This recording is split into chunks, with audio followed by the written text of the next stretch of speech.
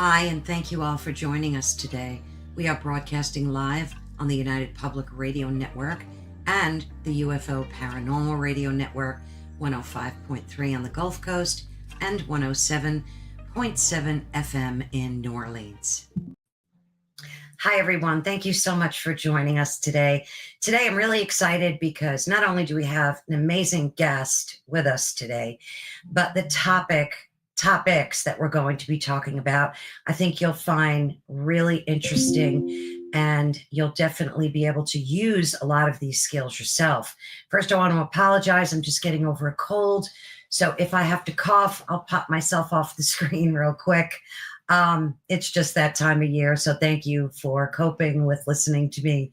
But thank you again for joining us. You're with Ethereal Encounters Unveiled, where you can hopefully discover your truth. Today, we're broadcasting live on the United Public Radio Network and the UFO Paranormal Radio Network, which is 105.3, and on the Gulf Coast and 107.7 FM in beautiful New Orleans.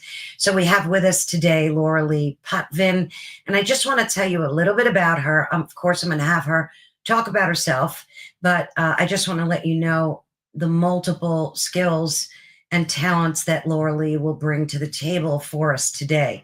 She is a Canadian psychic medium, a crystal Reiki master, medical intuitive and energy healer, an Akashic Records practitioner, a spiritual teacher, an internet digital radio host, a podcaster, an animal communicator, and a registered nurse. Wow, that was a mouthful. Brilliant, though. She's well-versed in NDEs, which we talk a lot about here, and she has studied them professionally and personally for over 40 years.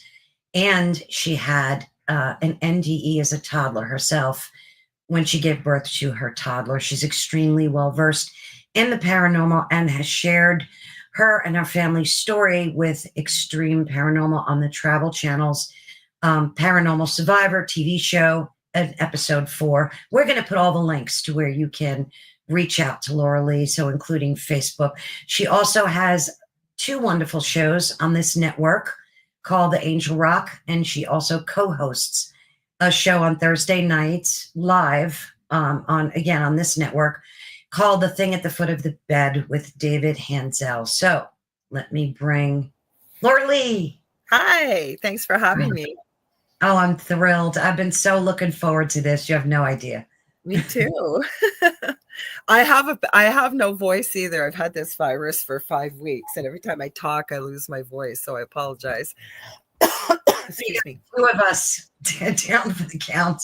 That's all right. That's all right. If I have to have a coughing fit, I'll just pull myself off for a second. We'll cough in unison. Now my poor daughter has it, and she's got it so bad.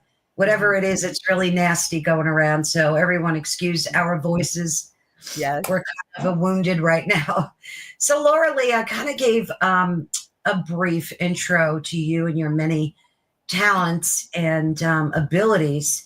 So I'm going to let you have the stage for a minute or two, because I really want you to tell our listeners who you are and what brought us here today. We're going to be talking about a lot of things, one of them being intuition and how to develop your intuition, which is really a fascinating topic. And I think a lot of people underrate their intuition, and they don't really rely on it as much as they should.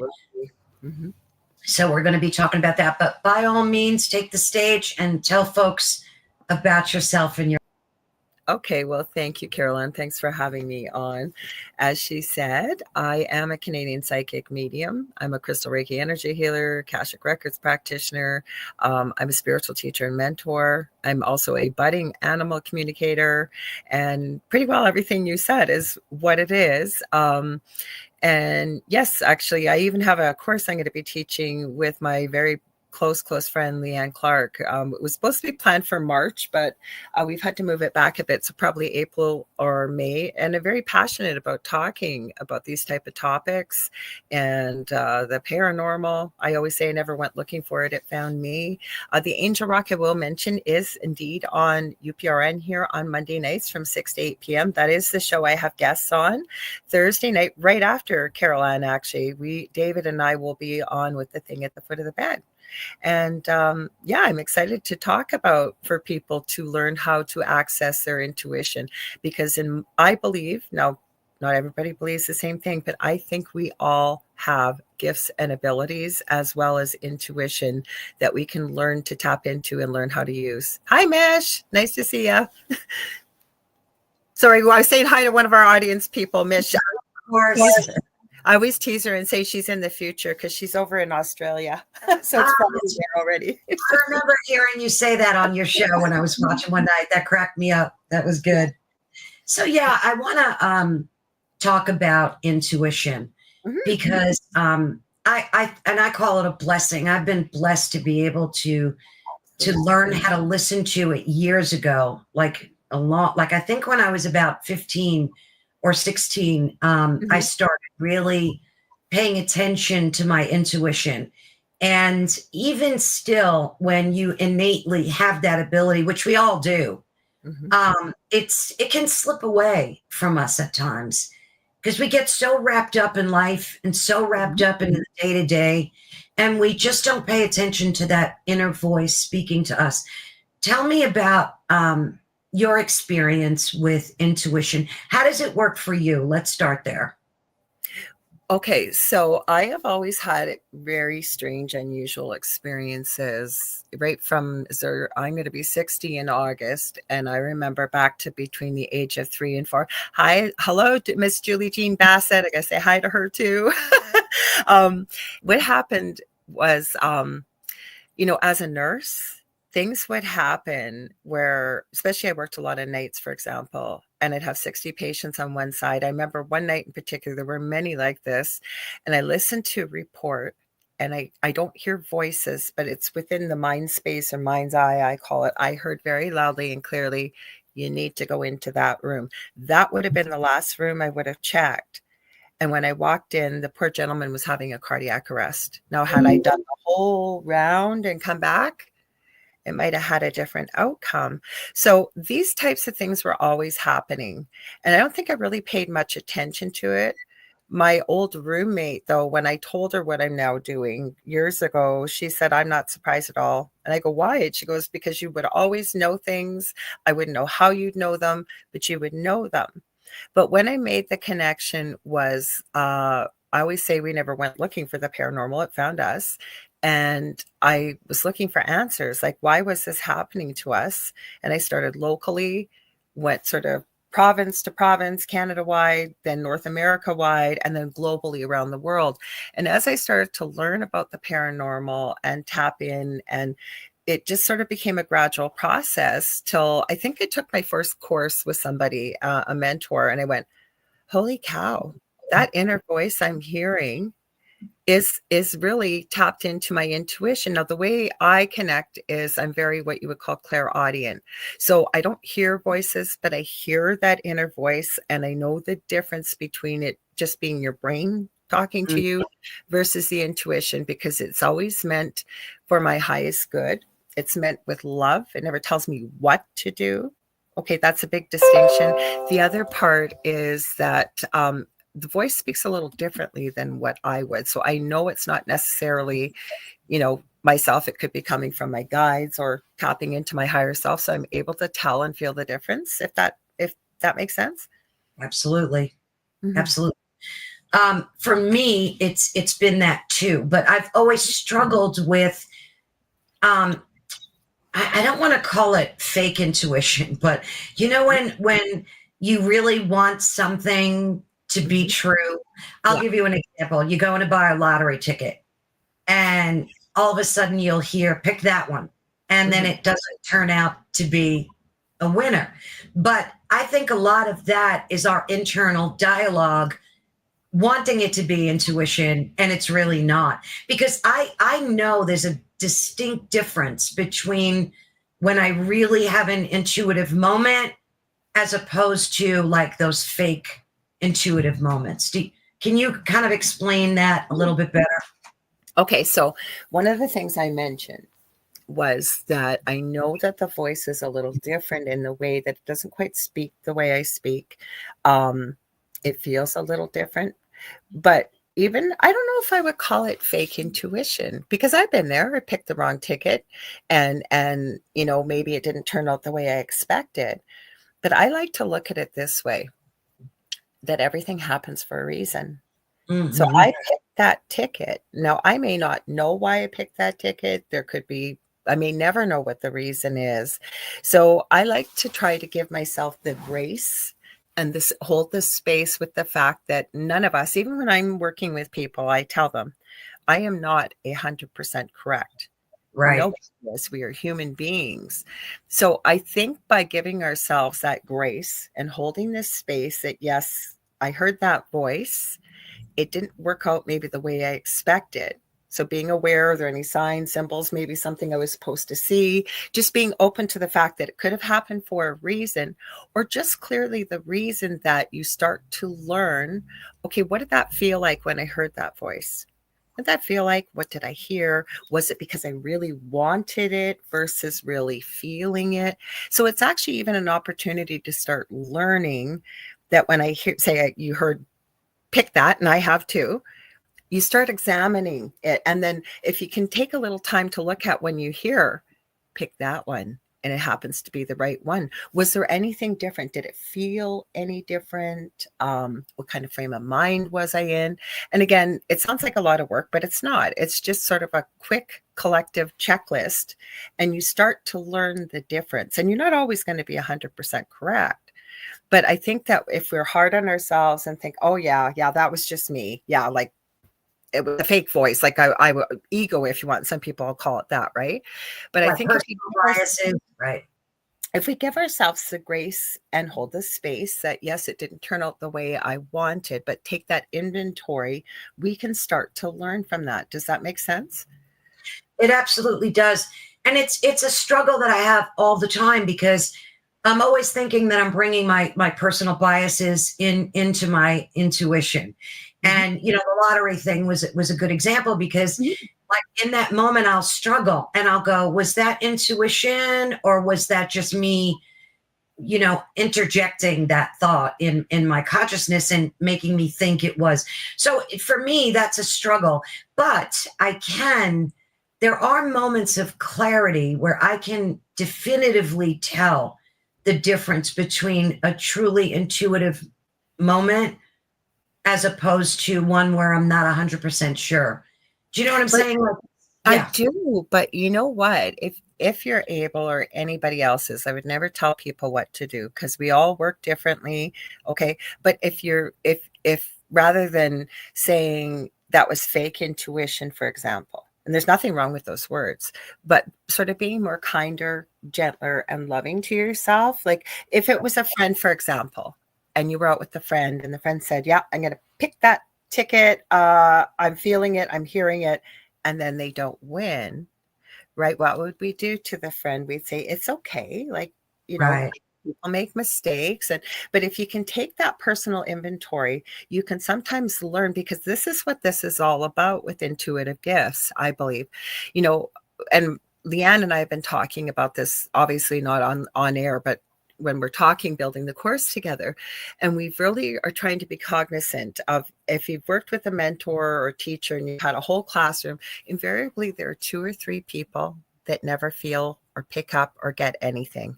And I've been in classrooms with people like that. They'll say, well, maybe I'm not meant to be here. Maybe I just don't have intuitive gifts. No. And Leanne agrees with me on this. We've been talking about it. I think even as our role as teachers and mentors, and I think we can be that to ourselves because we're connected to our higher self, is there another way maybe that we can help people make this connection? Like maybe they are not able to sense, feel, or imagine. Maybe there's another way to make this. And again, we may not discover it, but I think it's there as a role or a teacher to support, right? And to say, yes, you are. Everybody learns at a different way. Everybody, how I'm saying this, and top of too with intuitive abilities, I think they're meant to flow. Like the more that we want it, the more that we try to grasp at it, though it seems the further it goes. So it's kind of like having that grace, that space, and that self-love, as well as taking it as a learning opportunity when we have these experiences, if that makes sense. It absolutely does. I mean, I think I could speak for everyone when I say every one of us have had a moment where we're thinking of someone or someone's thinking of us, Mm-hmm. and then the phone rings. Yep. Or you pick up the phone and they go, wow, I was just thinking of you. I mean, Yep. that happens, right? That happens a lot to Mm-hmm. people around me. People have that ability, and they don't realize that that's part of your intuitive nature. Mm-hmm. That's your intuition, your connectivity. We all are on this same vibration, and when our vibrations line up, that's when those moments tend to happen. Am I correct? Well, I think so. But another thing, and I can't take credit for this exercise, but a friend of mine, Augie Nost, he's got a wonderful show with Nori Love called Broadcast Team Alpha on YouTube. But I've had him on my show many times as well as we used to be on our previous network together. But he gave this exercise, and what he said is, because I would call that telepathy. And I believe that human beings have a lot of gifts that you sort of put it in a nutshell at the beginning of the show, that life happens. And like, you as children, you'll hear children here talking about imaginary friends. I don't think they're imaginary friends. I think children can see spirit, especially the younger they are when they have the words to express it, as well as animals. And the reason why, and I'm going to get back to the telepathy. The reason why I believe this is, first of all, they're kind of closer to where they came from source, versus having been on Earth too long. But also, children's work is play. They live in the now. Okay, that's a higher vibrational state, including animals as well, right? They live in the now. They don't have to worry about that bill they got to pay at the end of the month or anything like that. Now, with telepathy, with this exercise, okay, so I'm talking a little bit about vibrational state, right? Children are usually in a place of joy, as well as animals, right? They don't worry about the things we do as adults. But also, next time you're standing in line, and we've had a few people on, I think at least one on the Thursday night show that has been practicing this, and it worked. And what it is, Augie had suggested the back of your neck, right where your neck connects to your shoulder, and you're standing in line for people around the world that might say in queue, and there's a person in front of you. Just focus on that spot and keep repeating in the mind space. Turn around. Turn around. No, more than likely it's not going to work the first time. But as you practice this, I am telling you, it works. People will start to look behind them and go, did you just say something? And somebody in the audience, actually, I think it was 2 Thursdays ago, had typed they were practicing this, and it works, they said. And it's actually kind of funny not in a mean way, but funny because the person's so confused because they think someone's been talking to them, but you've been using telepathy. Yeah, absolutely. That's funny because you get that same feeling like when you're in a restaurant and you feel somebody staring at you, and then you turn around and you know it's kind of a vibe that you same type of thing. It's that but I love that exercise. That's really it sounds like fun. I can't take credit for it. It came from my friend Augie, so I just love to share it. It's a fun thing to do when you're standing in line waiting, rather than playing on your phone or something. It sounds like a fun thing to do. But yeah, I mean, is that the same thing as I guess it is as the same as intuition, right? Or is it more vibration? I think it has to do with energy. Could be if you're in the same vibrational state. But if somebody is open and maybe not necessarily in a higher vibrational state or a match to you, right? The more we use these muscles, if we want to call it gifts, that's what I call it, gifts, but it falls all under intuition, right? The more we practice, the stronger the muscle gets. And then when you have these experiences, like the person that shared that they had been practicing this in line, and it works. And then they try it again and it works. And they try it again and it works. They start to realize, I call that evidential proof. So basically, in a nutshell, it's kind of like, without being egotistical, but celebrating the wins. Like, yes, that worked. And I don't believe there's any coincidences. So the more you start to count the evidential proof, right, you start to build that confidence and start to recognize that, yes, maybe I can do this. Yes. The other thing I want to add quickly, I'd mentioned about children. We were all children once. So it's almost like riding a bike. Like if you learned how to ride a bike when you're 3 or 4 and you haven't touched a bike till you're in your, I don't know, late into adulthood, you're going to be pretty wobbly and shaky. But once you get on there and you start working at it, it all comes back. Do you see what I'm saying? So I think we all have this within ourselves. It just takes some practice and working on it. And I said, building your confidence, Yeah, and it does come. absolutely. It's funny. I always connected in my own consciousness, vibration and intuition. Like my whole life, and my husband used to crack up because it was proved almost every time. When we would like go in a store or in a restaurant, it would be empty. Right. And as soon as I sat down, within 10 minutes, the place would fill up with people. And it happened so many times that it just became evident that it was not a coincidence. And Yeah. my husband would laugh. He'd go, "Oh, it's empty in here. I'm sure it's going to be crowded in 5 minutes." And then when it was, he'd go, it's crazy. But I think we emit this vibration that just Absolutely. attracts people to you, and they just kind of follow where you're at. Am I right? You can maybe delve into that a little better. Okay, so I went to university, or in the States, you would call it college, to get my nursing degree. And I'm a pretty even keeled person. I don't get upset too easy. But I remember one day I was late to a class, and like I just sort of slunk in, sat in a seat, was very quiet, but I was upset. Like somebody had done something, can't even remember what it was. But I know I didn't come in looking angry or slamming my books. I've never forgotten this. And my professor at the time stopped the class and she said, "Lorilei, do you realize that when you're not in a good mood, the whole class gets affected? But when Oh, you're in a good mood too, the whole class gets affected." And I was absolutely shocked that she would know I wasn't in a good mood. Like I think I smiled at people when I came in. She picked this up, and I started to realize this, right? That it's like the same thing, babies. I can be anywhere, and little kids, they will come up to me and they'll smile. They won't be afraid, same as animals.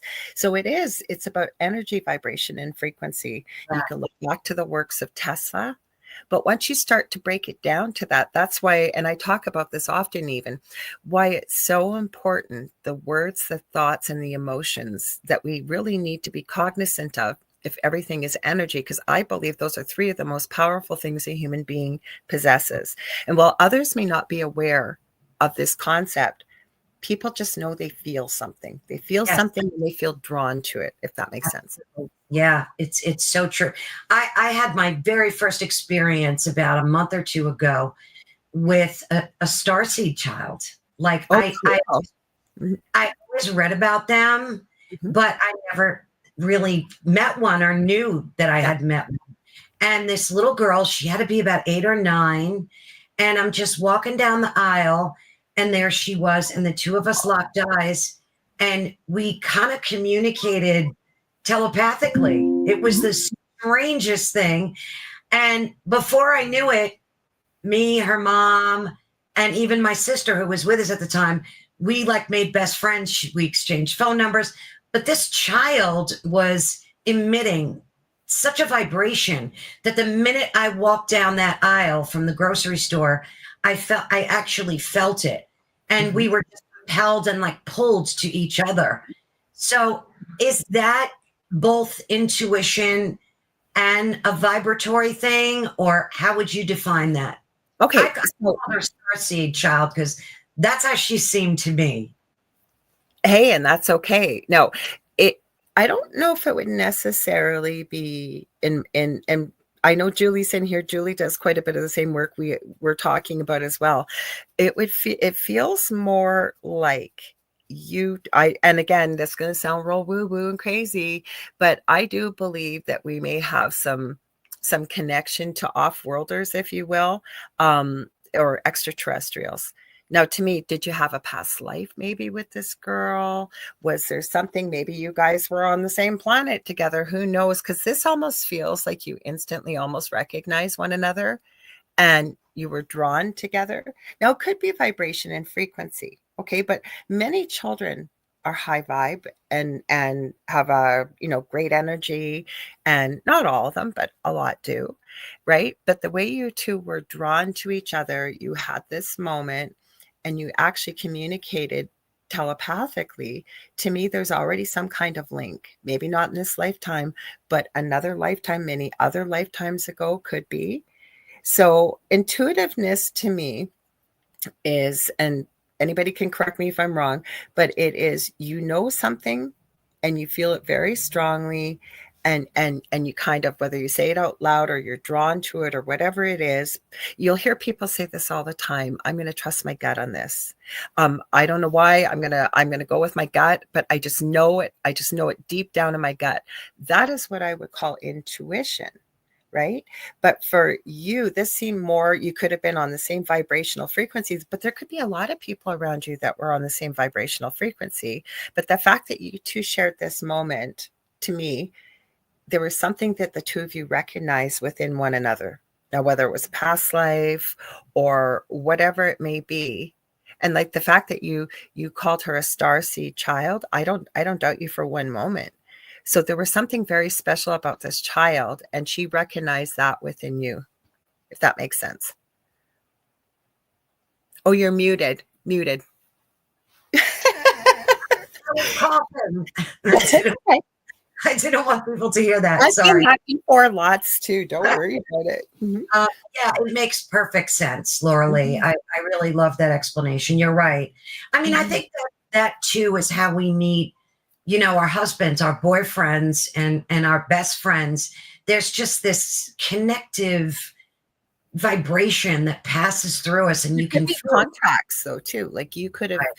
contracted with your spouse or best friend or whatever that is, that especially when it comes to spouses, they could be part of your inner soul group, that you've Yeah, made the agreement.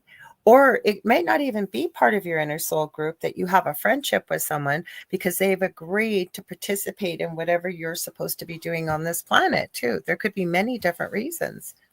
it's funny because I totally believe that. But there's some people that like, when I'm praying, I'll say, you know, in my reincarnation, please don't connect me with this person again. I had enough of them. Oh, I mean, okay. we negative too, right? Don't we get the Well, that's what this? I was going to say. Sometimes people that are the worst to you on this planet, they have actually made the bigger sacrifice if you've contracted for this, because they're willing to take on that role to help you have, and you have free will. You can do whatever you want with it. But if you follow sort of maybe what the contract is that the two of you have made, and I always try to explain this to people when I'm working with them. We're an everlasting soul or spirit energy source, right? Just having a human experience. So Yeah. once you leave this planet, I always call it going back home. So you Mm, may embrace this awful, awful, awful person. You may embrace them when you're both over on the other side and at home, and could be the best of friends. Right. Sometimes we draw people like this to us as well, because I people are mirrors, like especially when there's a pet peeve or someone just irritates you and you don't yeah. know why. Sometimes that's a message to yourself to maybe take a look, like, what am I missing here? Like, why is this triggering me? And people can be mirrors, especially when they play that awful role. But with the human eyes, yeah, we don't ever want to lay eyes on these people ever again. Or I always joke and say, wish I would have read the fine print on the contract sometimes.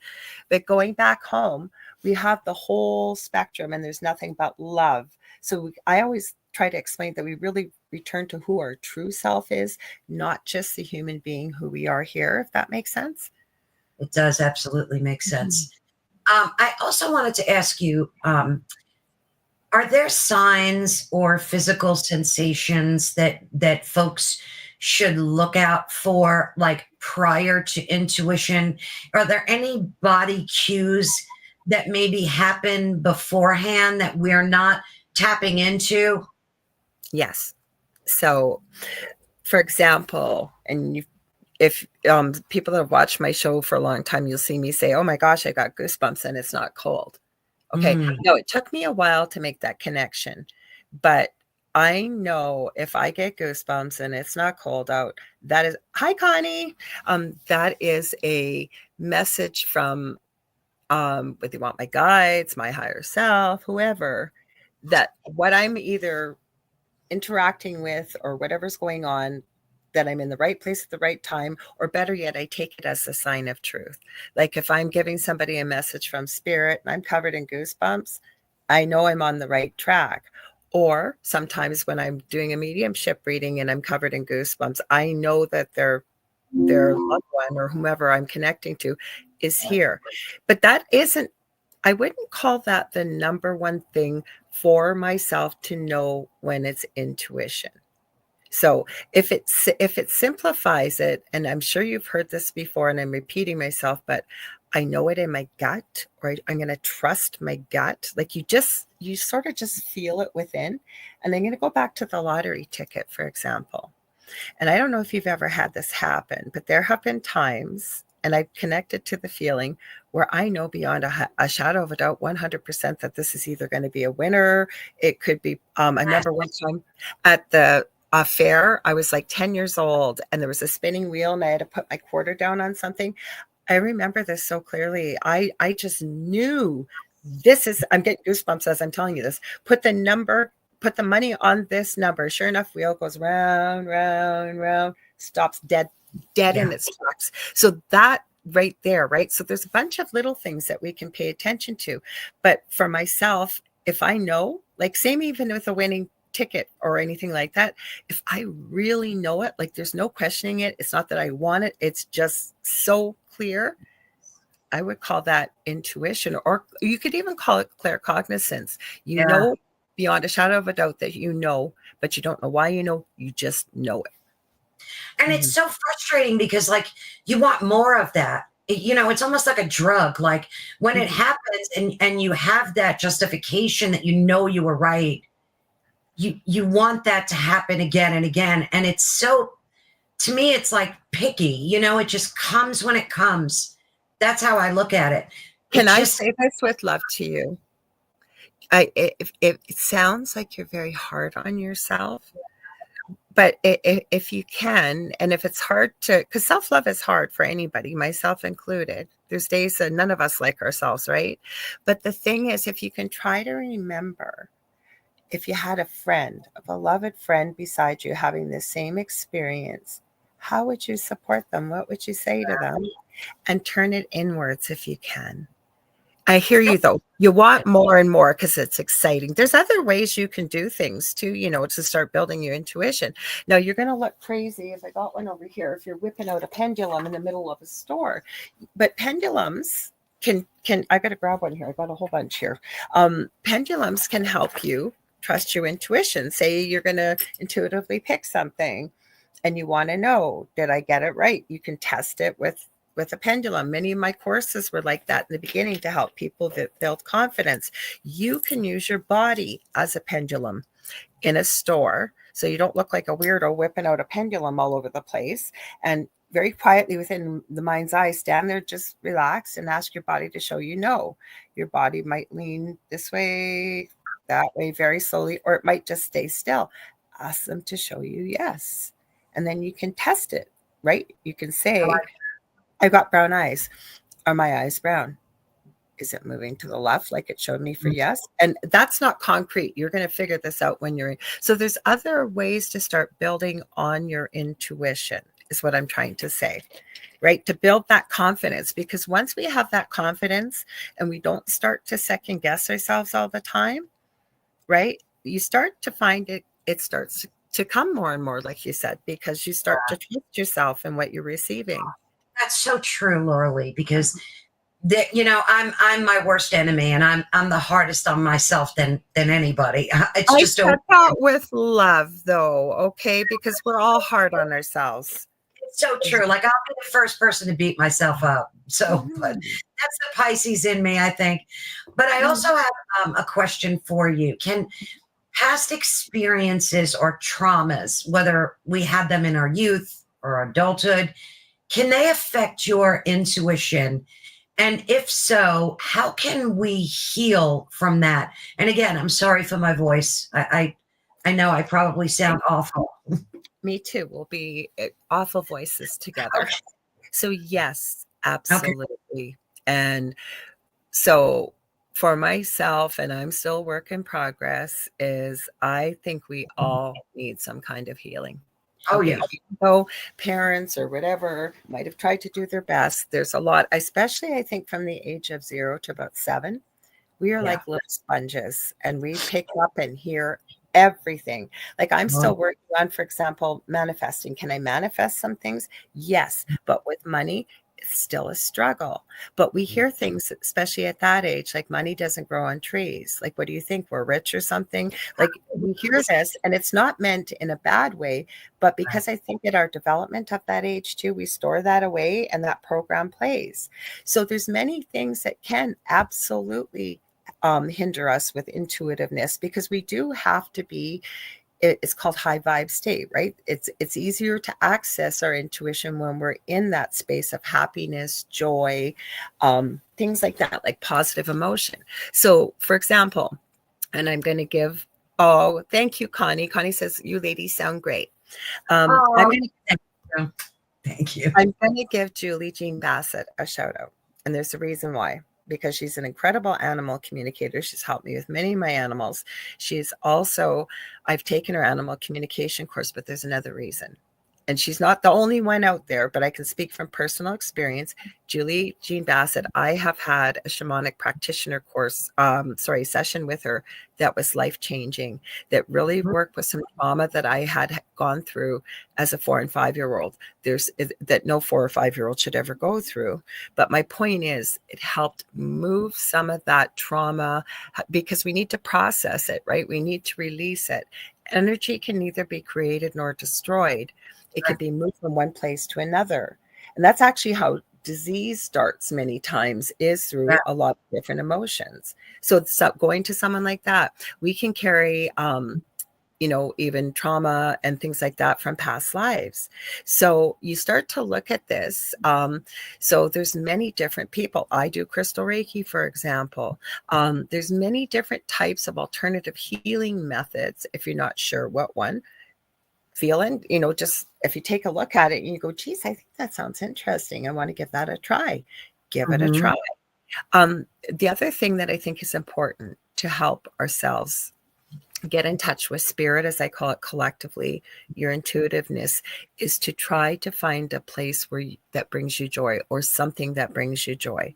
I've gone through something I haven't brought up. I'm not going to get into it, but I've gone through something very traumatic in the last month. But I'm trying to take my own advice when I work with clients. So I am finding things that bring me joy. They bring me happiness. I'm choosing to start, I always do, but focusing on gratitude rather than being angry at everybody else, right? Yes. But it's a choice, if that makes sense. But working on healing definitely, I think, is the key to it as well. That was brilliantly said. I try to start my day every day with like 3 to 5 things that I'm grateful for, especially since my husband passed away. I'm sorry. Thank you so much. It was so and is devastating to me. And we're going to talk about grief a little bit later, if you don't mind, as well. Not at all. I definitely wanted to talk to you about that. But starting your day with gratitude has changed my life. It really has. And it could be the smallest thing that like, I'm grateful for my dog. I'm grateful for breakfast this morning. It could be anything you choose, but it makes such a difference in how your day flows. So absolutely right about the gratitude thing. And I do it before bed. And the only reason I do it before bed is because I'm reminded, because I have a chronic pain from a back injury. And I don't talk about it because I know people sometimes talk about these things and it brings them in a lower vibrational way, or really sad. I'm accepting it. It is what it is, right? But the reason I mention it at nighttime, because I lay down in this bed and I go, oh my gosh, I feel like I'm in a cloud. Thank you. And then it reminds me to think about some of the things that have happened throughout the day, including, especially over the last 3 weeks. It's been a very difficult time in our family, but just even food. You know what? We're just doing whatever we need to do. We found a wonderful local restaurant. Just the first bite of this food was so beautiful. So just little things. And the more we start to be grateful, the more things that happen in their life to be grateful for. It also brings your vibrational state or energy state up a higher notch, because gratitude is a place, it's more of a positive way of being than, say, anger, frustration, sadness, things like that. Mm-hmm. Absolutely. And words have so much power, as we know. And I've been trying to be so cognizant of the things that come out of my mouth, more now so than ever. So, like, for example, if I'm in a store and I pick up something and I look at the price, and in the past I would go, I can't afford that. So instead of saying that now, I just say, it's beautiful. Someday I'll come back for it. Or Yes. Now's not the right time. So instead of using these negative words that, if you tell yourself you can't afford something, you make that happen. You bring that into fruition, correct? Absolutely. Talk to us about the power of words and intuition. Is there an interplay there? There is, but again, I can't stress enough how it's so important for us to treat ourselves with the grace and hold the space that we would do for a friend. So say we are out not thinking and we think, oh, I'll never afford that. You can, I actually, carolann Shellhorn, I'm going to give her a shout out. She's got Spirit Switchboard on Fridays here. And I'm probably not going to do it justice, but she's got stop, cancel, delete or something she says in her head. And then she just rewords it. But you don't have to use those words. Use something that basically you're acknowledging, nope, I'm canceling that thought. I'm starting over and I'm going to change it. Right? Because words, like, there's a reason why it's called spelling. Right? There's a reason why people use spells in magic. It's about belief. It's about intent. It's about focus, things like this. Thank you. Julie just went clear, cancel, and delete. So this is what it's all about, right? Our emotions are so powerful. I don't have a big YouTube channel. I usually just back up my shows, but I do have some teaching videos under the video section. And two of the videos I share the most are how to create a love shield, because I don't think that there's anything that we necessarily have to be in a place of fear to protect ourselves. But I also believe that love is one of the most powerful emotions we have. It's the only emotion back home, as I call it, or over on the other side where our loved ones are. Okay, so I teach, and it's a longer video. I always tell people it takes longer for you to watch a video than it will to do it. But I walk you through how to create your own love shield around you. Okay. The other one is grounding and gritting. We must be grounded when we are doing this work. If you are not grounded, but you're very connected to spirit, you're going to probably have a few issues and maybe connecting and things like that. That's number one, to be grounded. Explain, go into a little more depth about grounding. Maybe some folks that are listening aren't sure exactly what that means. Okay, so grounding, there's many things that we can do. We are on this planet, even though we are an eternal soul having a human experience. We have invisible, if you will, I call them energy vortices or portals, if you will, in our body. So for example, when I do crystal Reiki, I am going to get to the grounding. There's 7 main chakras I work with. That's what they're called, chakras. Some people may hear it called chakras. Okay, so for example, when I'm about to do a session with a client and I'm going to get, like I said, to the grounding, I will first of all connect to what I call source or God. That's my belief. It doesn't matter what your belief is. You have a belief and it's Allah or Buddha or whoever, that's perfectly fine. But I'm connecting through that invisible crown chakra up to source energy. And then I use for myself my imagination of this beautiful light coming down through my crown chakra, all the way down through the other chakras and out my feet. And then sometimes I'll imagine roots, strong roots growing into the center of the earth. So I'm really planted, and you can test it. We have seen this done. So for example, you get somebody to imagine tree roots growing through the bottom of the soles of their feet into the center of the ground. But before you do it, you ask their permission. Can I just give you a little shove? Just a little one. The person usually will move a bit. After you do that exercise, the person won't move. I swear to you, they will not move. Other ways to be grounded. You could literally hug a tree.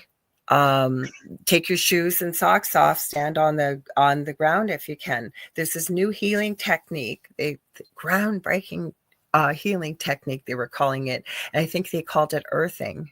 It's been around for 2,000 years. It's basically getting your body onto soil, Right. grass. So there's many ways to ground yourself. But once you are connected, because we're on this planet. So basically you're making sure you are connected and grounded to the earth. And then like how I do it, I connect to source and I am grounded. I want those to be in balance when I'm going to be working with, say, a client or something. Does that make sense? Absolutely, it does. What do you think are some common misconceptions about intuition that might hinder a person from wanting to increase their intuition or enhance it? Because, like, let me give you an example. I grew up Catholic, went to Catholic schools, very strict, the whole thing. We were always taught that all of this stuff was evil and bad. Absolutely. You know, there were pentagrams, evil, bad, gemstones, whatever, any kind of object, evil, wrong, bad. And even something as simple as intuition, like I couldn't even talk about that as a child because you get silenced right away. That's the devil's work. So things like that hinder a person from tapping into their natural abilities. What advice do you have for someone that might be experiencing that? Okay, so I totally connect with what you're saying because it was same for me. I call myself a retired Catholic. And I always say there's nothing wrong with religion because whatever vehicle you take that brings you closer to love, to community, to trying to be the best version of yourself that you can be.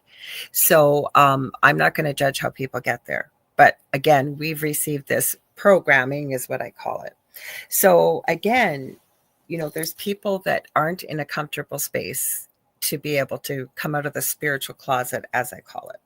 Right. So I have met many people, though, in our situation, for example, that have been led to believe that, following your intuitive abilities, either they don't exist, they're evil, that's the devil's work, including cards or anything. The main thing I want to point out, and I'm hearing this from Spirit right now, is it's all about perception. Okay.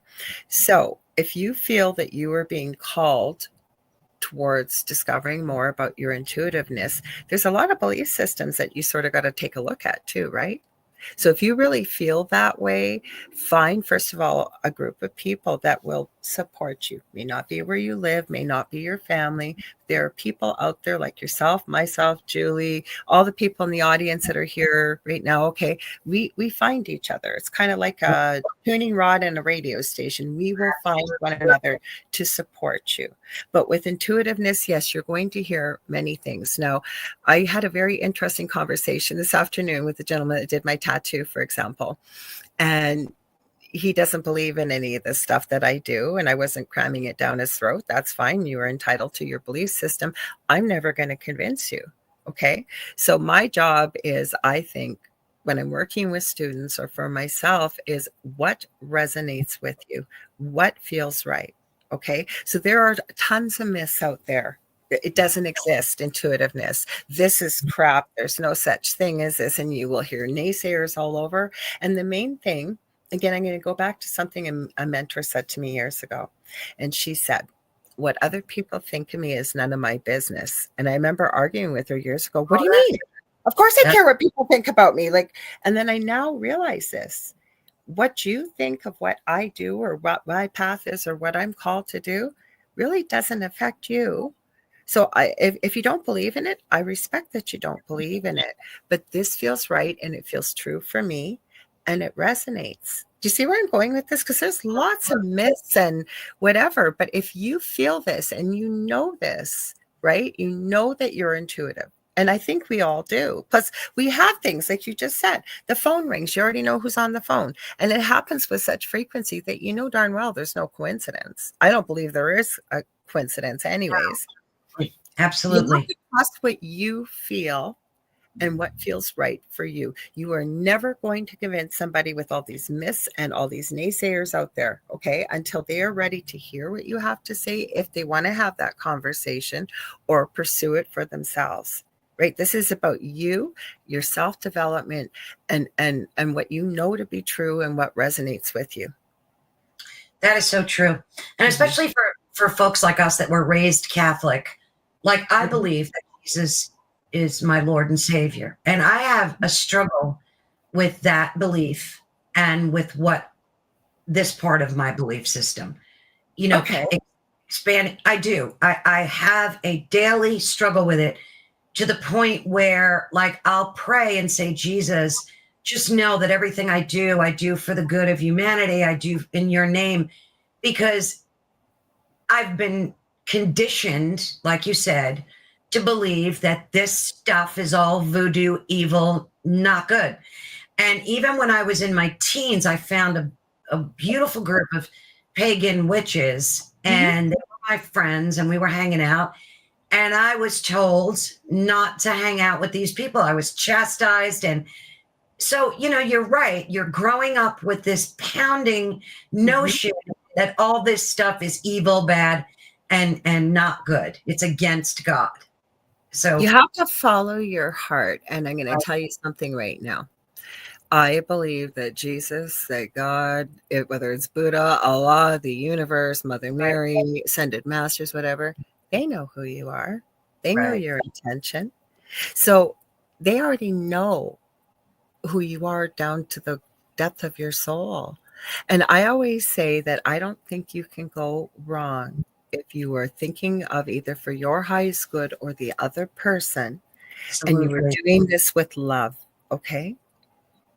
So it's okay. There's no reason why you can't have Jesus's part of Jesus comes into play with many people and works with them in this type of work. And it's the same thing. Like, you know what? Like, for me, a mother figure has not been a positive thing. And I can't tell you how many times when Mother Mary has come in and I've been able to work with her and love and I can't even describe in words, and I'm not a teary type person, and just have me like literally in tears, the love coming from there. So I guess what I'm trying to say is that it's okay to mix the two. It's because they know who you are. Okay. So I know it's hard to unravel those belief systems, but if you can make peace of the fact that this is who you are, you're not hurting anybody, you're not hurting yourself, and you really are doing this with the best intention. Right? Gosh, that's so true. That's so true. And what Contessa just said, that, she had the same problem, and now she combines together what she feels is good for her, and Jesus loves everyone. Yeah. And I truly believe that I've learned, and I'm learning to incorporate both worlds, because I know in my heart they can exist peacefully. Absolutely. They feel right to me. And I know that Jesus loves everyone, Buddha, whoever it is you choose to call him. And I love that, to be able to use that to coexist and have the two universes, blend together. So yeah, I love that. It's the same thing. Like David and I, was it last week, the week before, on the thing at the foot of the bed. And I thought, we haven't talked about magic. And I wasn't looking for this. It had come up.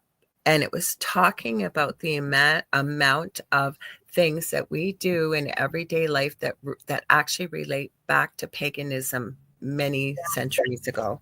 Oh, yeah. And it was shocking, right? But witches get a bad rap, witchcraft, whatever, right? I think, again, and I don't know all the answers, but I truly believe that if you are coming from a place of love and you are doing something in for somebody's highest good or for yourself with no harm intended, it doesn't matter how you do it or who you bring in with you. And like I said, Jesus knows you. God knows you. They all know you. They know who you are. Absolutely. I mean, even the holiday, and some of these, like, Christian fundamentalists make me crazy, because they'll chastise you, but celebrate Halloween. And they'll chastise you, but they'll knock on wood. And that's like a very pagan thing to do, because hundreds of years ago, they believed that spirits dwelled in trees, and Yep. to prevent bad things from happening, they would knock on wood, but throw salt over the shoulder. I mean, there's so many Some of things. those things are pagan. We found the stuff. It actually comes from paganism. Absolutely pagan. There's a lot of what we do every day that we're not aware that is rooted deeply in paganism. So, it's nice to be able to be aware of that and not to be worried about it or ashamed of it. So if anyone's out there doing that, don't think it's a bad thing. It's not. But you're right. We are so preconditioned and conditioned to think all this stuff. I had interviewed this very prominent doctor named Jerry Marzinski. You can find it on my YouTube channel. That interview blew me away because he was a practicing psychiatrist for over 35 years, worked in many mental institutions. And long story short, he found out that people suffering from schizophrenia were not really mentally ill, that they had demonic voices. And I'm sure you've heard that before. I've wondered as a nurse in some cases. Yes, I have.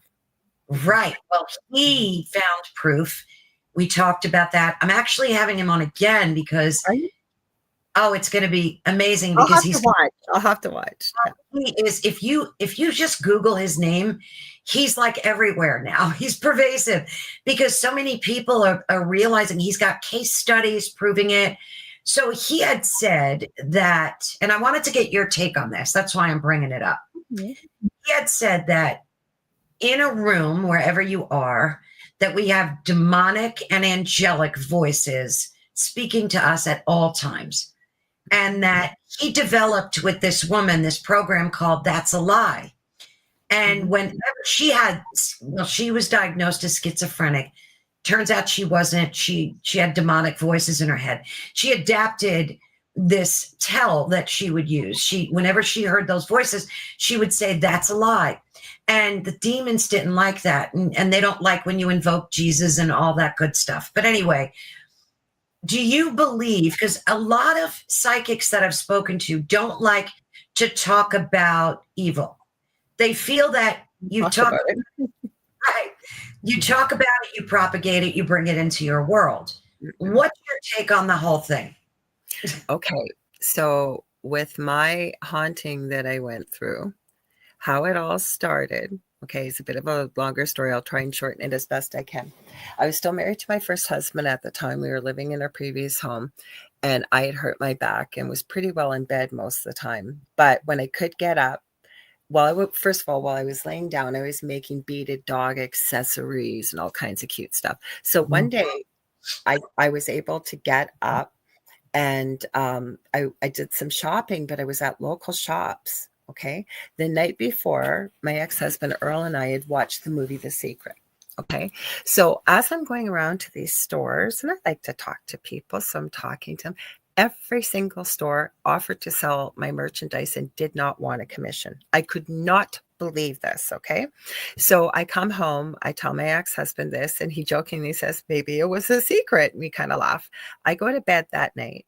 I have a dream. This was about 17 years ago that it's like it happened 10 minutes ago. And there was a tree in my front yard. There was a man sitting in there. I always say I'm not a high maintenance kind of person, but you could tell very expensive dark charcoal pinstripe suit, white silk shirt, black silk tie. He had black slick back hair to about the back of his ears, and he had a very, very short, all connected beard and mustache goatee. Okay. But as I looked up, his skin was kind of this whitish, grayish color. His eyes were going from black to flame. And he said to me, "Hello, Lorilei. You know that little business of yours that you have? That's nothing. I can give you wealth. I can give you fame. I can give you anything beyond your wildest dreams. All you have to do is agree to follow me." In my dream, it's not radio friendly what I told him, but I told him to get the you know what out. And I kept saying, "Who are you? Who are you?" I swear on my children's head, this thing said to me, "I'm a demon." Gave me his name, spelt it for me. Okay. What? I then again told it where to go much more emphatically. And I remember this so clearly. He looked down at me and he's mocking me, going, "Oh, no, no, no, no, no. As soon as you see a crow or a raven, you'll know who it is." Now, I Oh, had just taken my no. I'd just taken my certified angel card reading course. So in the dream, I called on Archangel Michael. There was the most brilliant royal blue, silver, and white light. I woke up completely in a sweat, shaking and crying, and that is not me. And indeed, everything that thing told me started to happen, including I could not find the name. I'd never heard this name. Being raised Roman Catholic, we've heard some of these names. Yeah. 5 years later, helping somebody with something with the paranormal, there in black and white. Everything that thing had told me, including the spelling of its name and its animal form, right there in front of me. I just about fell off my chair. Oh my, that is freaking me out. That is not a made up story. I am telling you, and people in the audience can tell you, I've told this story, not to that depth. Now, my co-host, most respectfully, David, doesn't believe in demons. And I've Oh, is had that? this conversation with him where and I said, we live in a duality here on earth. You can't have one without the other. And if our thoughts, our emotions, and our words are that powerful, not everybody's thinking love and light, nor are they doing that. Where does that energy go? Right? So I believe there are both. I do. You can call it whatever you want. I don't know. I don't necessarily think there may be a hell, but there Yeah, are 4 astral dimensions where things come in. So absolutely. I'm on board with that. I believe Yes. we do. Mhm. Yeah, because it's so interesting. The more you talk to people and you see the dichotomy of how they think, like some of them are like, I'm not talking about evil. Don't bring it up. It's not in my universe. I don't want any part of it. And other people are more fluid about it, like you, and they tend to realize you can't have light without dark and so on. Yeah, you Um, can. yeah, absolutely. I mean, I know that after my husband passed away, which is 3 years ago, and I've Right. told this story before, and I think it'll be beneficial to some people that might have experienced the same thing. I've never, ever in my entire life wanted to walk off the planet. I like to use those words instead of, you know what I'm Mhm. trying to Yes. say. Mhm. So, I never had that thought, not even as a fleeting thought, never.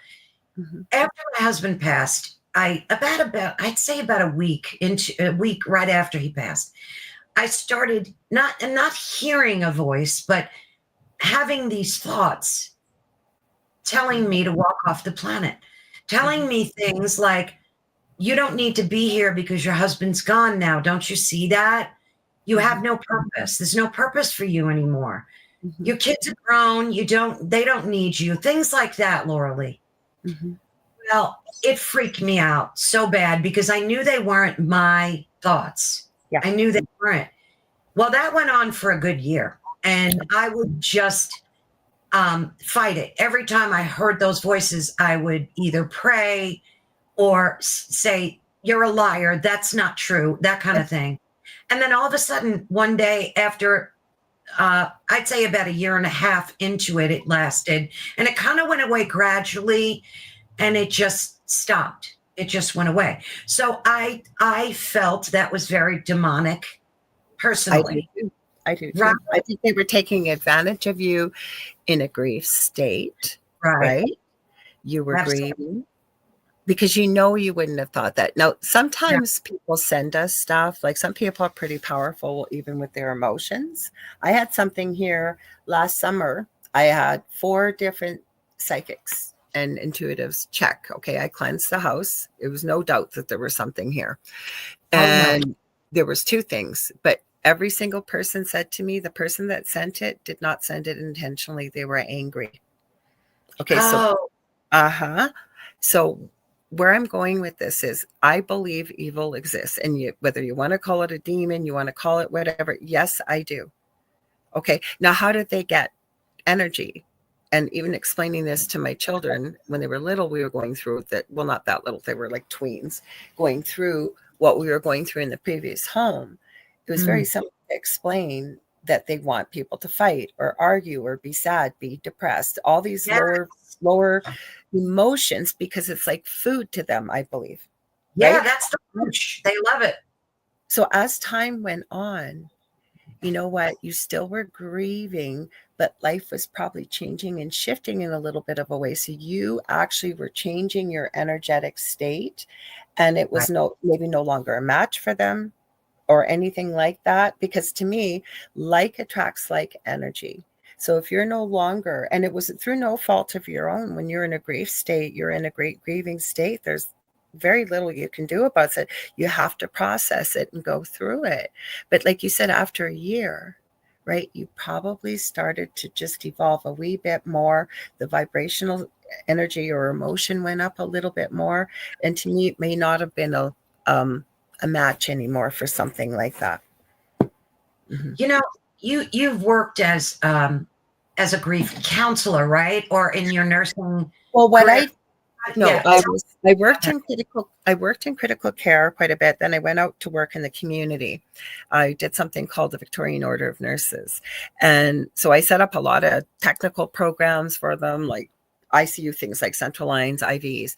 But the thing that I found was most rewarding, and I was very drawn to, and I still am, is working with patients as well as their families, as say that were terminal and palliative, traversing that journey with them, including supporting them if the loved one chose to die at home, and work with them in that capacity. So working through some of the grief, working through things like that. So I'm not specifically trained as a grief counselor, but I definitely have worked a lot with it.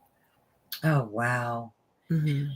Have you have you ever had an experience when you were helping somebody um, traverse over? Did you ever physically see them in spirit, or is it just more intuitive? Like, what was that experience like for you? When somebody's passing from this lifetime and going into the next, I'm Yes. actually writing a book about it. I'm writing 3 books, and I need to get, Spirit keeps reminding me. One is about our journey with my son that's now passed with autism. The second one is a paranormal experience. And the third one, and I'm collecting stories, and what it is, sharing the incredible, miraculous, unexplainable things we see as nurses. I'm also open to receiving first responders stories. I hate the name death doulas, but people that support people as they're going through this. Right. What we witness at the bedside as somebody transitions here from here, as I call it, to back home. Because I've seen, so I don't see the spirit leave, but there's quite a few things. Like there's one thing, not everybody gets it, but usually in the last day or two, I call it the gift. It's where somebody who's maybe in a coma, the physical signs are there that they're going to probably be leaving in the next 24 hours, 48 hours. And all of a sudden they wake up and they're perfectly lucid, and they're able to have many of those end conversations that they otherwise may not have been able to have. Right. Sometimes it's 5 minutes, sometimes it's a couple of hours. So I see that. So I don't necessarily see people. Again, I haven't been working as a nurse when I'm doing this work. Okay, actively, I use my nursing every day, but I'm not in a hospital or community setting. But yeah, you would feel it. And I have to tell you, they would talk about what they would see, and it would usually be loved ones or a pet, or it might be an angel. But I can honestly tell you, and people may find this morbid, you just feel utter peace when they pass, like, and their faces show it. Everything does. Like I don't have the words to explain it, but you feel it. That's what that's how I would describe what I was sensing at that time. Mm-hmm. Now, I've interviewed a lot of people that have had NDEs, and each one they're so. There's no words to describe. They're miraculous, really, and they're so different. They do have commonalities that run through them, but each one is so unique. Now, you had an NDE, am I right? Yes, but as a toddler, I was about between 2.5 and 3. So I don't necessarily have like clear memories. Like my co-host David has had an NDE about 8 years ago. He's very clear. Hang on one sec. Sure. Just had to grab a drink. But for myself, when people start to talk about the music, I hear it. The colors. There's not words to describe the colors. So when they start to talk about some of the things, it's like I get like a little movie or a video or a flashback, if you will, about it. The love, like you can't even explain the feeling of love. I have a friend that had it's like an ND. I've met two people like this, like an ND, but they didn't actually, their heart didn't stop and the breathing didn't stop. And the way she described it was like a love soup. And she's right, when you make a soup, everything's separate, but you put it in a pot, especially if you puree it, you can't pull out each ingredient. She said it just collectively, and it's just, love isn't a big enough word to explain what you feel on the other side. Yeah, there's that one defining thing that in terms of people I've spoken to about them, they always talk about this massive feeling of euphoria through love. And some of them are religious, some of them aren't. So there's like this distinction. You don't want to come back here. You do not want to come back. I've not met a person that says, yep, don't want to be here. I want to go back. Almost every person that I've looked at over the 40 plus years, professionally and personally, and they are all different. There are some similarities, but not always. There's some very unique stories out there, but none of them really want to come back. And they all describe it as home. I'm back home. I'm home. Yeah,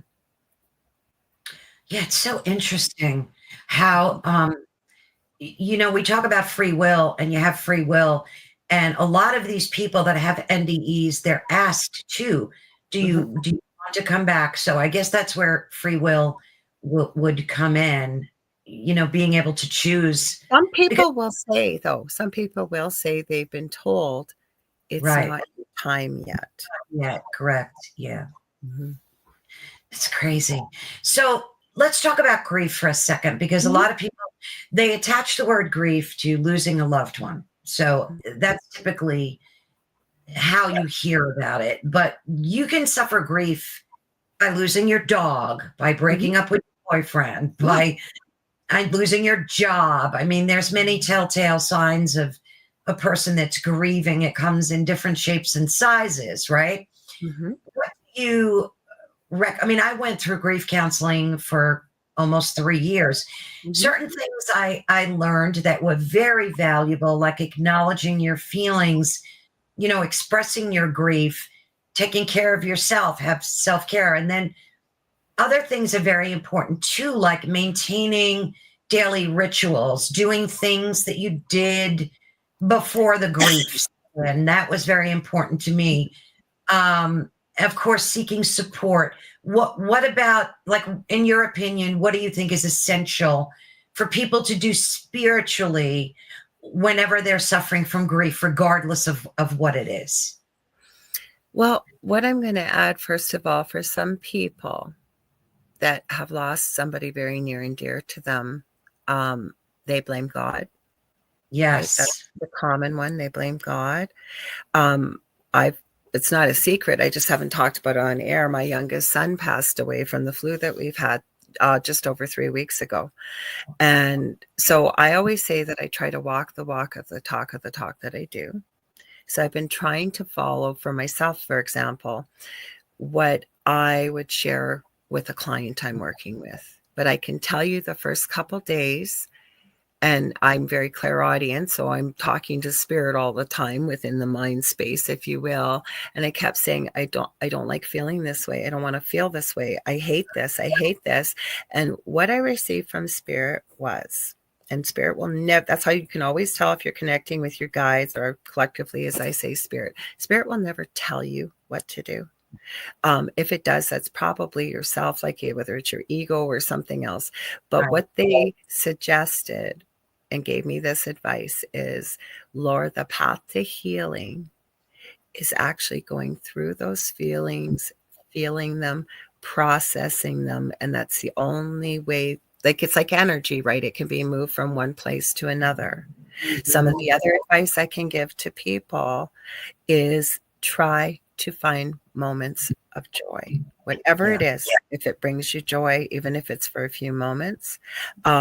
The other thing is giving yourself the grace and the space. Like, I have a phenomenal memory. Right now, I don't. And it's just going to be what it is, and I'm going to go through it. Right.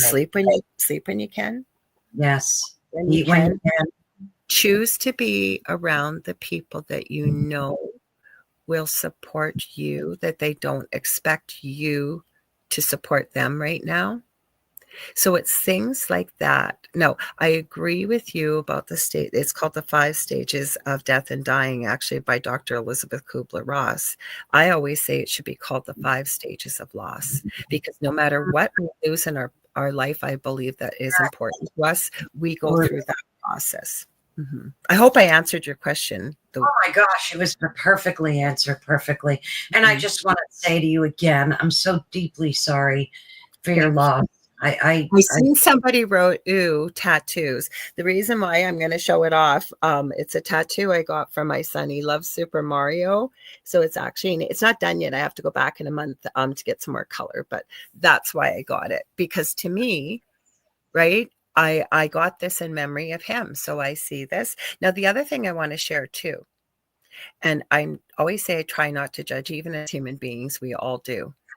When we choose to be angry, say at God, right? If that's what you need to do, you need to do it. But what my choice is to go to gratitude.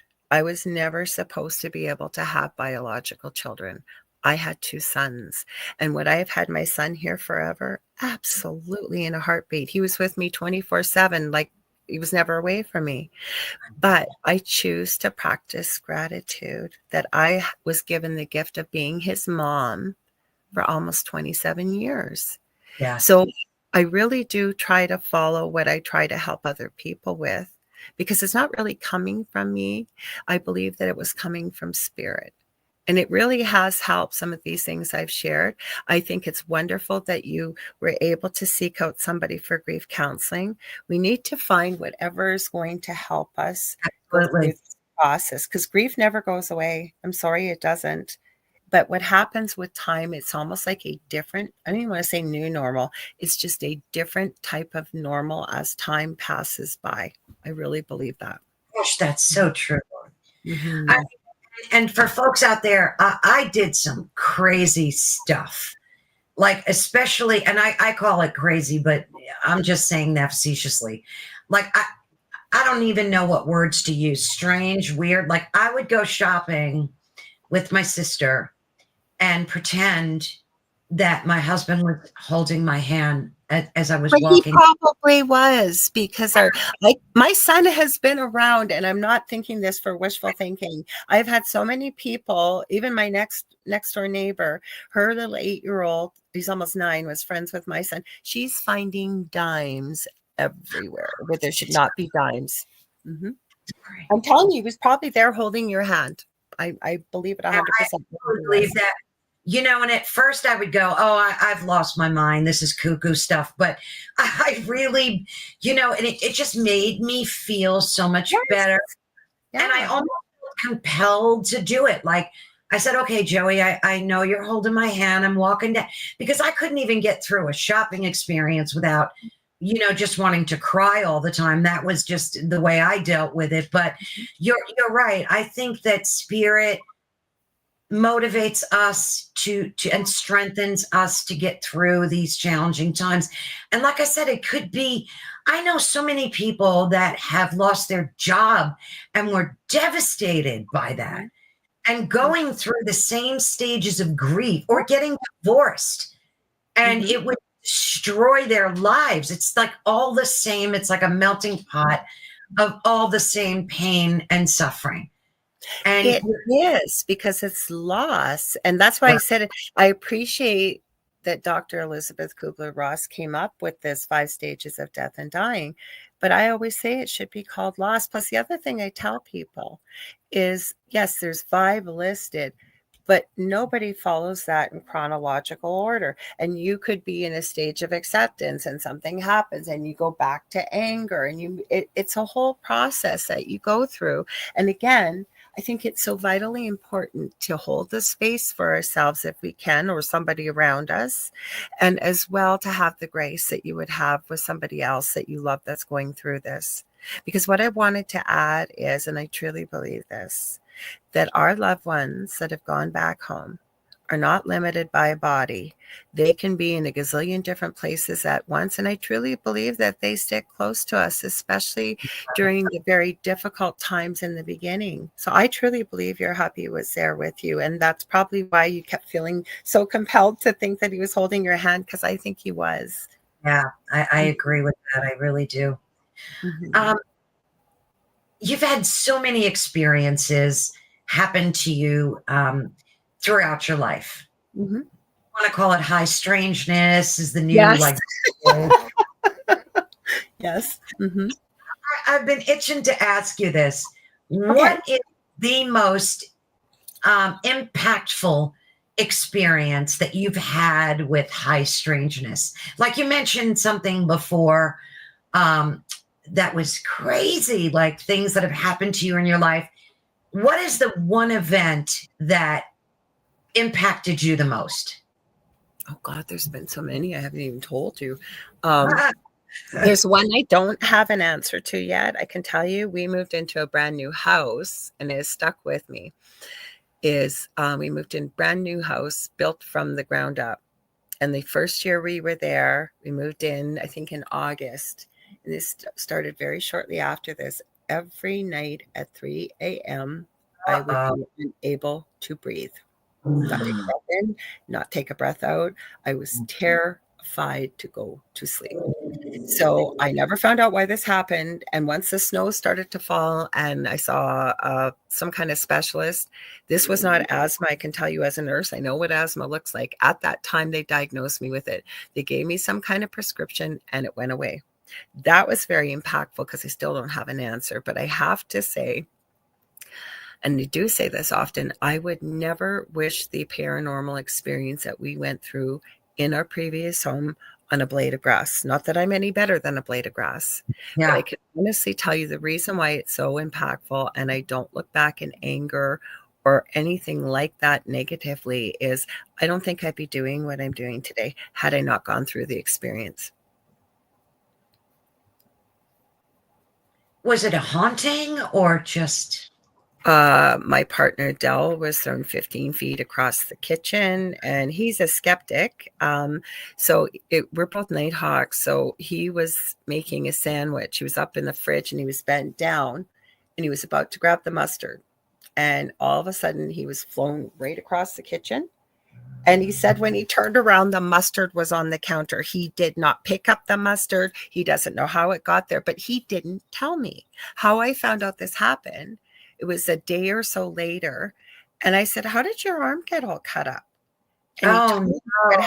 happened. And he goes, I don't know what happened. He goes, I thought it maybe, did I get a shock that I didn't feel or something? So there he is, typical guy with it. I'm sorry, guys, I'm not saying anything negative, but he's pulling out the voltmeter, checking all the connections. He Yeah. almost died. He almost died too. It's in our episode on Paranormal Survivor towards the end. I have pictures where I was combing my hair. And I was in a bra, it looks like a bikini. Anyways, I was combing my hair. I did not hit myself with a hairbrush. All of a sudden, I feel burning. I have a red handprint on my chest. I could go on and on. Like, this is insanity Oh, in this house, and not just to us. Like, other people have experienced it. I don't know what it was or why. We look now for it. this was the new house that you had built. Is that the house you're living in Nope, now, or nope, no? nope, nope. This was the house that was my first husband's parents' house. I knew the history of the house. When it was built, they never had experiences like that. I don't know if something followed me home in Oh, palliative care. I don't know if there was an attachment, and I don't know what it was. I have no idea why this happened. That was the most impactful, I would say, because I wouldn't be doing what I'm doing now had I not gone through it, I don't think. yeah. Mhm. But you've had abilities since your childhood, correct? Mhm. But you know what? I never recognized it till looking back. Like I can remember my first paranormal type scary experience at the age of 4, but I also remember every night, being put to bed and having conversations with what I thought were just people. It was my guides. I remember them telling me about the boys that I was going to be a mother to. I remember, like, Justin even had the same name, and my eldest would have had the same name, I was told, except my husband at the time wouldn't accept anything but Logan because he was into X-Men.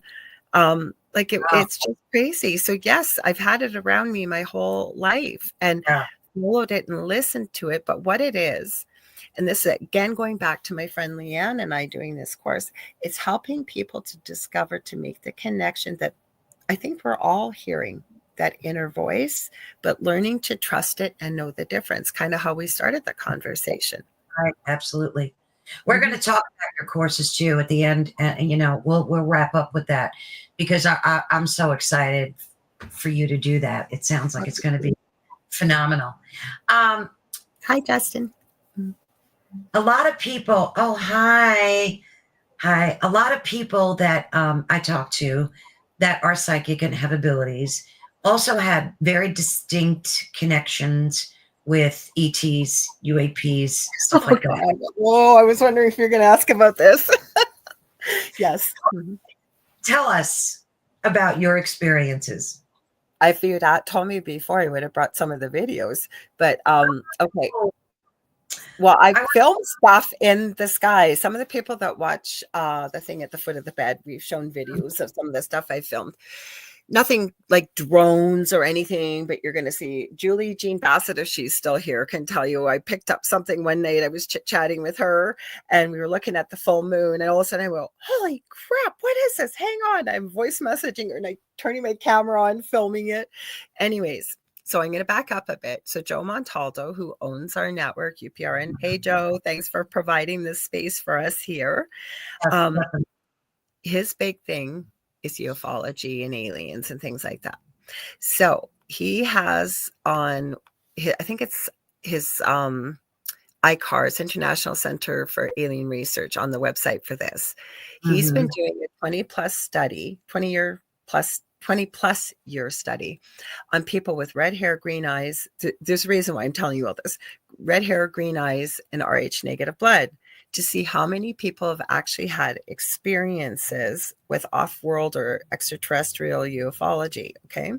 Because according to Joe, these genetic markers, if you will, the Rh negative blood, green hair, and red eyes, didn't exist 70,000 years ago in our genetic profile, okay? Yeah, I have read that's okay. True.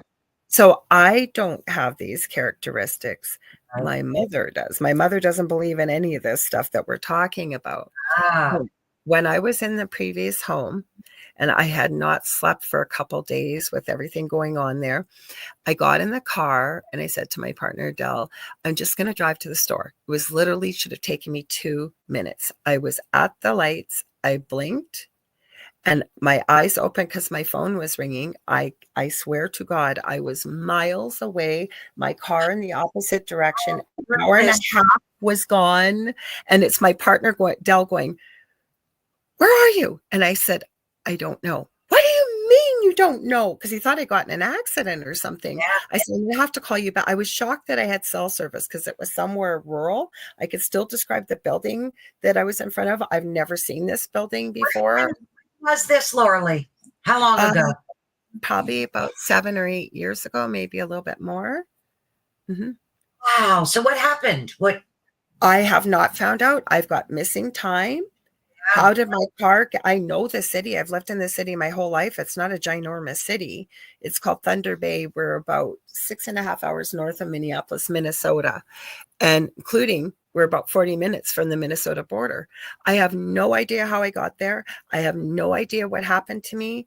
And then now, if I'm especially in the summertime, at nighttime, I'm looking up, I've caught so many videos of, it's not a light, it's not a plane, it's something going all over the place. And it's weird. Is it orb light or? No, it's high up in the sky.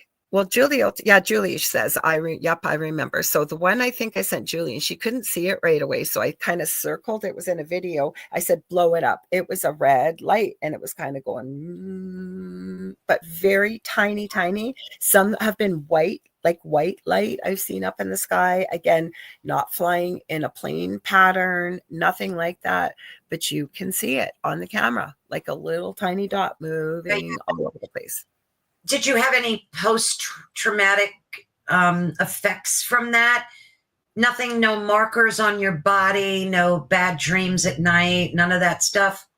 Wow. Have you had experiences like that for yourself? I mean, I've had freaky stuff happen. I've seen things in the skies, but I've never had like an experience like that with missing time, or not that I can remember anyway. Mm-hmm. That is mind-blowing. Since then, have you had anything else happen to you, ET related, or have you seen anything? Or well, the video I mentioned with Julie, that was in November, that video. So yeah, I still will see weird, strange things in the sky. I've never had that happen since what happened in the previous home. Like I said, it was about 7, 8, 9 years ago.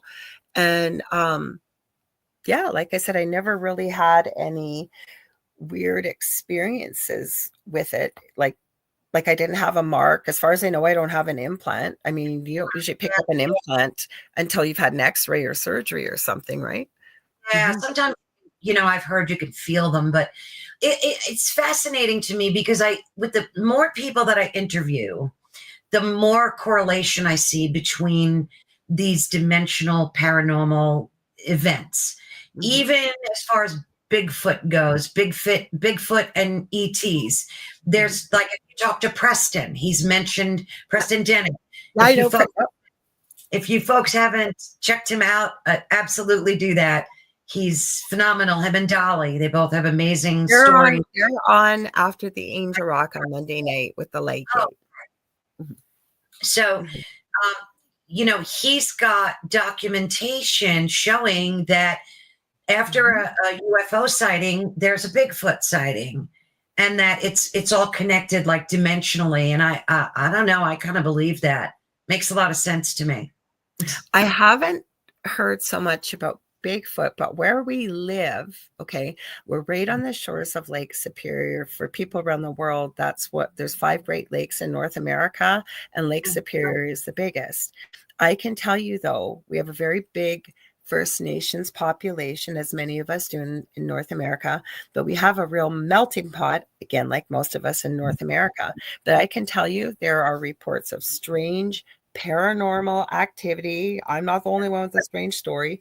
Ufology, like in the way of UFOs. I haven't heard about abductions, but dogmen, Bigfoot, you name it. We have everything here. I don't know why.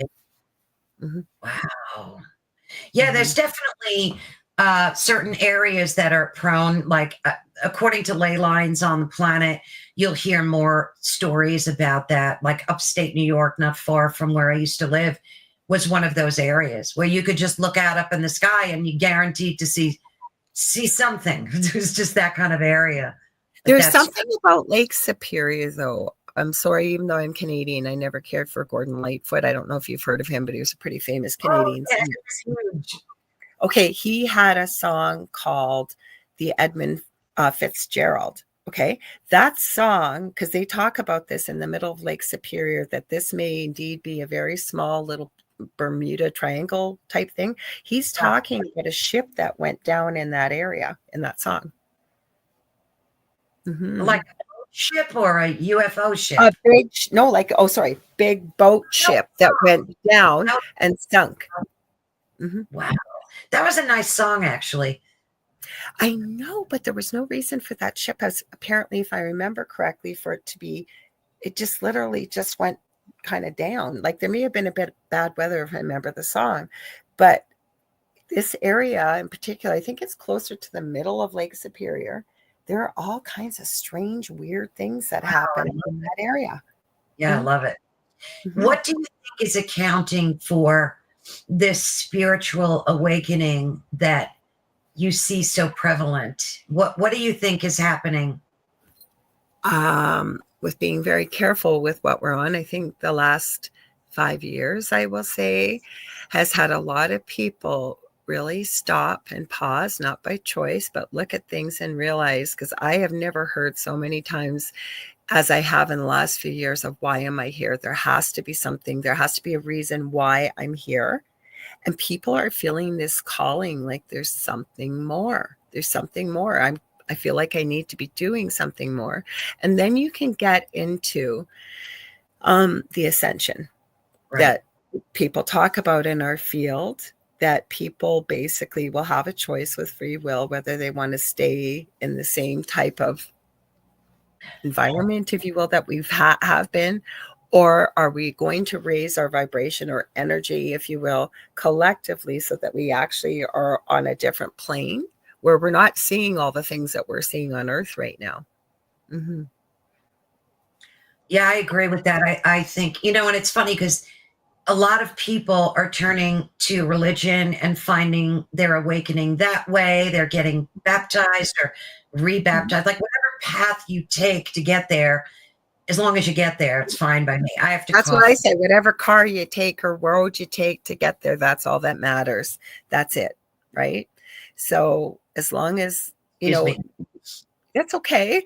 As long as I think you take like path, car, road, whatever you want to call, right? And it's whatever works for you. It's kind of even about what we've been talking about intuition, right? That's why I always say to people too, it doesn't hurt if you're able to take some courses, look around. There's a lot of free resources out there as well, but seek it out. If you feel, you take a look and you think, I wonder what that's all about, check it out. But I always say, work with many different mentors and teachers. There's nothing wrong with working with one, but all you get is the perspective and the education from one perspective. Work with many different people. Mm-hmm. That's so true. Were you big on taking a lot of those courses yourself as you were developing spiritually, or did you kind of like find your own way?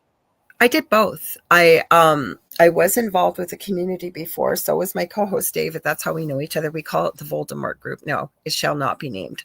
But even though there were some negative things that happened, I chose to look at the positive. I made some great connections, really good friends. So I mean, it was expensive, some of the courses I was taking, especially Canadian versus American dollars. So I'd have to be very judicious, but I still would take them from time to time. I still do take courses from time to time because I don't know everything. I also have books. I watch a lot of videos. I talk to people like the conversation we're having. And I always say to people, does it resonate? Does this feel right to you? And if it doesn't, that's okay. And same thing, I will encourage everyone here that's listening. This is just my perspective. Take a look for yourself. Go do your own research, look at books, watch, all the things I mentioned and more. But feel that's using your intuition with what resonates. This just feels right. Or I've got curiosity about this. I want to find more about it. Follow it. Mm-hmm. Absolutely. I think I was about 18 when I took my first TM course, Transcendental Meditation. Mm-hmm. And I was so impacted by that. It really made a huge impact in my life. Yeah. And the only reason I stopped doing it was because I didn't know back then. But one time I was in a very deep meditation and I felt something come and sit next to me, but it didn't feel good. It felt scary. So it scared me enough that I stopped meditating for a long time after that. But then I got back into it and I discovered one thing. Mm-hmm. And I don't know, I could be wrong here, Lorilei. You tell me your perceptions. I think people think they need to meditate for an hour or 2 hours a day. I meditate in bursts. I could have a 30-second, you do too. Great. I mean, I will meditate for 30 seconds sometimes, and it makes a difference in my day. Mm-hmm. So tell me about your perceptions of that and how you meditate. Okay, so I have had people on my show or talk to people. No, the only way you can meditate is basically in the lotus position on a high point and sitting there for hours and hours. Right. That's what works for them. Okay. Right.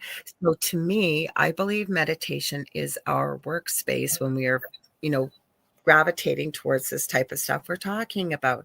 Now, the beauty in it, exactly, and I teach people this. Yeah, once you practice and you're able to get into a meditative state, you can do it pretty quickly. And I do. A lot of times when I do meditation is when it's quiet at night. I love to do resin and creative stuff. So that's keeping the mind busy, whereas I am open. And that's when I do a lot of my connective spiritual stuff with the other side. Now, there's nothing wrong with that, because the one thing I do want to add, because Spirit keeps reminding me of this, and it was like you were reading my mind, because I thought, oh, we haven't brought up meditation yet. They were reminding me. I don't know if people know this, but Spirit will hold classes with you. If you show up and you say, I'm going to show up, I don't know, pick a time, 10 o'clock in the morning on a Wednesday or whatever it is, Spirit will show up with you. You can ask questions. Like, a lot of the knowledge that I know that I have now has come through downloads, is what we call when Spirit will kind of tuck something in for people listening, and it's something you didn't know, but you know to be true. And then you research it and realize, holy crap, where did that come from? As well as meditation. They'll share knowledge with you. They're here. You have a whole team. They're here to help us succeed as to why we're here. Yeah, you don't need any special guidance, really. I mean, they gave me, a mantra, and you're never supposed to like repeat it to anybody, but I gave it to my children when they were young, and it helped them get to bed at night. Like, but yeah, I think meditation is so important. And I love the fact that you can be in the shower and meditate. You can be anywhere and meditate. And it really makes a difference in your day. So I really advise for folks out there, especially when you want to take advantage, tap into your intuition. Meditation is a great way to do that. So we have like 20 minutes left. I want to talk about your courses. I mean, I can't tell you how much I enjoyed this conversation, Lorilei. Well, we're going to do it again. You're coming on my show, and I have a feeling we're going to be good friends after this. So I'm glad you asked me. It's reminded me. Don't you think, I want to get your opinion on this before we talk about your awesome, exciting project coming up. Don't you think it's miraculous that this technology was developed? Because I bought my first computer over 30 years ago. So I was there for the whole, my training is, I have my master's degree in instructional technologies. I taught, and thank you, in corporate America. So I got to see the evolution of this whole thing. And of course, so did many of us watching. But the thing I find miraculous is how through video and this type of communication, like you said, you find your tribe. But isn't it amazing that you can actually connect on a vibratory scale with someone? Like, I felt that with you immediately. Well, thank you. I did too. Thank you. And even with Michelle and Dolly, there's like a few people that I felt so blessed to have met through this platform and this type of, what's your thoughts on that? Because a lot of people go, oh no, you can't take a course through video. It's not gonna work. You know where I'm heading. So let me hear your thoughts on that, because that's going to lead into what you have, what you're working on. Okay, so first of all, this is something Spirit gave me, and I say it often, is what you perceive becomes what you believe, and it becomes your reality. So if you think that you can't take a course online or whatever you believe it to be, it becomes your reality. And it's about perception. Like, I remember, like, I've always be seeing 111, 1111. I mean, there's days I'm not even thinking about the time, look at the clock, and I see it 4 times in a day. So I took that for myself, that's a sign from Spirit that I'm on the right track. Keep doing what I'm doing. Okay. Right. And the more we recognize the signs and symbols around us, okay, the more Spirit will show us that, because they are here to help us succeed. So with courses, for example, I've had people locally give me a hard time. Why do you not have a store or a brick and mortar to do energy work? Because I don't need to. I can do it through the internet, believe it or not, and get the same results. They're proving this through science. You can look it up. So there's nothing wrong, I think, with doing this. But again, if we're closed-minded about it, or we believe that the only way you're going to be able to do this is to be person to person, then that the universe shall comply. That's what you're going to have to do, right? Yeah. So if we are open to it, and what we perceive becomes what we believe, and it becomes our reality, so it is. That's what I really believe. And I agree with you wholeheartedly. So tell us about what you're working on. You've got some big stuff you're working on. You're working on some books too. I've been working on the books for years. I got to get my button gear. I've got an outline. I got to sit down and actually write them. I know what's going into them. As for the course, I had a lot of people reach out and wanted to do one-on-one mentoring. Now, that would be great, but it does get expensive. I mean, because you're kind of at someone's beck and call all the time, right? So I was working on this a couple of years ago and had the idea maybe we should, know quite a few people in this field. Let's pull in an expert in this area, this area, this area. Too many cooks in the kitchen. So I kind of put it on the back burner. So Leanne and I work very well together. I call her Leanne Clark. I call her the crystal wizardress. I know lots about crystals, but I can tell you that woman can spin circles around me. She also does Akashic records like I do. She does channeling. So what we are doing is we are working on, I don't want to make it sound like a beginner course because it's not. It's for anybody, I think, that is wanting to get into spirituality, is in spirituality, maybe looking for their, as you said, tribe, or wanting to learn different techniques and ways of looking at things, or even if you're seasoned at it, right? I love to learn, and I try to learn something new every day, for example. And I just took Julie's animal communication course. So I don't think there's anything wrong with that. But what we're doing, we've decided we're breaking it. It's not going to just be a one-day course. It'll probably be once a week. And we're going to break them up into components. So we'll have a kind of a compulsory beginner course. Okay. Then we'll be doing other things. Like, for example, crystals. And I told Leanne, you take the lead on this and I will support you. But there's things, say, that I do where I will take the lead and she will support me, or we'll teach it together. So let me grab the outline. I got the outline right here. And then I can give you a better idea of just some of the things we're looking at covering so people have a better idea. Sure. Give me one sec here. Sorry, my voice is going on me. I should be good in another 2 hours, right? My voice will be good. Let me hot tea and honey. What's that? I said hot tea and honey helps. Yes, exactly. So we are also looking at, this is the big thing we're excited about. Like I said, we've been talking about teaching methods and including everybody, because invariably there will be people there that maybe aren't having the experiences that others are. Like, say you're walking them through something or trying to pick something up. And I've seen it, so as Leanne. So we're trying to work on different ways to help people discover what works for them. We will never tell them. So, for example, talking about what the spiritual path is, what is universal consciousness, the concept of now versus past, present, future. That's just one thing. Talking about the clairs. We talked about a few of those: clairaudient, claircognizance. What is mediumship? Opening your intuitive channels. Talking about water. I put water, diet. I'll jump down a bit. Chakras, talking about spiritual beings, timelines, dimensions, different astral realms, remote viewing. Well, everybody always messages me when I'm here. What's a Kundalini awakening, for example? Evidential proof. Some of the pendulum stuff we talked about, for example. Meditation, big thing. I asked this years ago, what's the name of my guides and my angels, and how can we tell? Just things like that. Akashic records, what are they? So spiritual tools. So we're really working on kind of a comprehensive thing.